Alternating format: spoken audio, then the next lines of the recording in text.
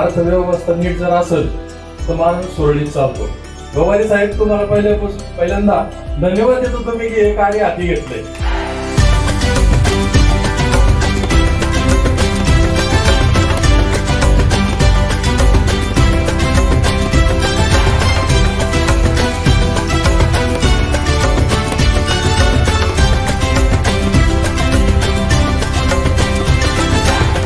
समर्थ नागरी सहकारी पतसंस्थेच्या 11 शाखेचं या उद्घाटन झालं असं आपण टाळ्यांच्या गजरामध्ये या ठिकाणी सर्वांनी कमी दिवसामध्ये अतिशय चांगल्या प्रकारचं 136 कोटी तर आपण तुम्ही पार केलेला आहे.